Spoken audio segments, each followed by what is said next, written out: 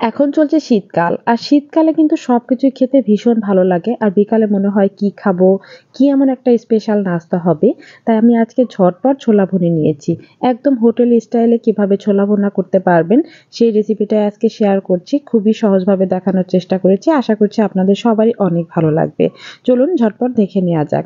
প্রথমে এখানে আমি ছোলা নিয়েছি আর এই ছোলাগুলো আমি সিদ্ধ করে নিয়েছিলাম। ছোলাগুলো ৭ থেকে ৮ ঘন্টা ভিজিয়ে রেখে তারপরে সিদ্ধ করে নিয়েছি। একদম নরম সফট, দেখুন হাত দিয়ে চেপে নিলেই পুরো বোঝা যাচ্ছে।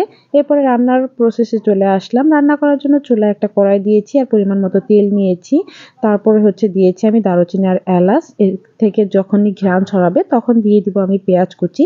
হাফ কাপের মতো পেঁয়াজ কুচি দিয়েছি। আর ছোলা ভুনায় একটু পেঁয়াজ বেশি দিলে এটা একটু মাখা মাখা হয়, খেতেও অনেকটা ভালো লাগে। পেঁয়াজগুলো দিয়ে খুব ভালো করে নেড়েচেড়ে নিয়েছি। একটু লাল লাল যখন চলে এসেছে এর মধ্যে দিয়েছি আমি আদা এবং রসুন পেস্ট। হাফ চামচ পরিমাণে আদা আর হাফ চামচ পরিমাণে দিয়েছি রসুন পেস্ট। এগুলো দিয়েও আবার খুব ভালো করে একটু নেড়েচেড়ে আমি মিশিয়ে নিচ্ছি। আদা এবং রসুনের গন্ধটা যতক্ষণ পর্যন্ত দূর না হয় ততক্ষণ পর্যন্ত নেড়েচেড়ে নিলাম। খুব ভালো করে নেড়েচেড়ে আমি একটু ভেজে ভেজে নিচ্ছি। এরপরে আমি এর মধ্যে দিয়ে দেব হালকা একটু পানি, যাতে করে এই পেঁয়াজ এবং আদা রসুনটা পুড়ে না যায়। সবকিছু খুব সুন্দর মতো মিশিয়ে নিচ্ছি। বাকি উপকরণগুলো এখন অ্যাড করে দেব। প্রথমে দিচ্ছি আমি কাঁচামরিচ, বেশ কিছু কাঁচামরিচ দিয়েছি। ঝালটা আপনাদের পছন্দ মতো অ্যাড করে নেবেন। হাফ চামচ দিয়েছি আমি লবণ, হাফ চামচ দিয়েছি লাল মরিচের গুঁড়া, হাফ চামচ হলুদ গুঁড়া দিয়ে সব মশলা দেওয়া হয়ে গিয়েছে। এখন খুব সুন্দর মতো কষিয়ে নিতে হবে। ২ থেকে ৩ মিনিটের মতো নেড়ে চেড়ে মশলাগুলোকে আমি ভালো মতো কষিয়ে নিচ্ছি প্রথমেই। মশলাটা কষানো হয়ে গেলে আমি একটা আলু এবং একটা টমেটো এরকম কিউব কিউব করে কেটে দিয়েছি। সিঙ্গারার মধ্যে যেভাবে আলু কেটে দেয় সেভাবেই আমি কিউব কিউব করে কেটে রেখেছিলাম। এগুলো দিয়ে দিচ্ছি। আর এগুলো দিয়েও আবার নেড়েচেড়ে একটু কষিয়ে নিচ্ছি মশলার সাথে।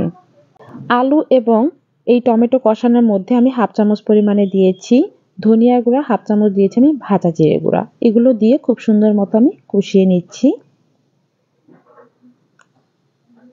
এগুলো দিয়েও আমি ১ থেকে ২ মিনিটের মতো কষিয়ে নেব, যাতে করে খাবারের টেস্টটা বেড়ে যায়। যত সুন্দর মতো কষানো হবে দেখবেন ছোলা ভুনাটা আরো বেশি টেস্টি হবে।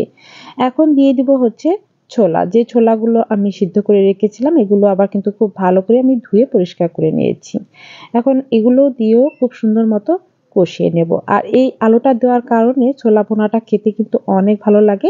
তো অবশ্যই কষানোর সময় আপনি একটা আলু ছোট ছোট করে কেটে দেবেন। এতে করে ছোলার টেস্টটাও বেড়ে যাবে এবং দেখতেও লোভনীয় লাগবে, একটু মাখানো মাখানো হবে। এখন রান্না করার জন্য আমি এখানে হাফ কাপের মতো পানি দিয়ে দিলাম। এই পানিটুকু শুকানো পর্যন্ত জাল করে রান্না করে নিতে হবে। ঢাকনা দিয়ে ঢেকে মিডিয়াম আঁচে পুরো ছোলা ভুনাটা করে নিতে হবে। একবারে হাই হিটে দিবেন না, তাহলে আলুগুলো সিদ্ধ হতে পারবে না।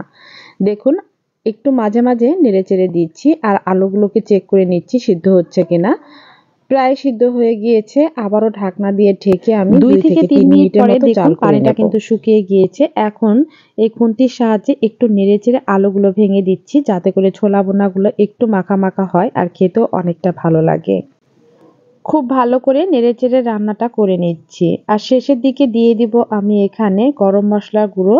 আপনি চাইলে এ পর্যায়ে ধনিয়া পাতা কুচি করেও কেটে দিতে পারেন।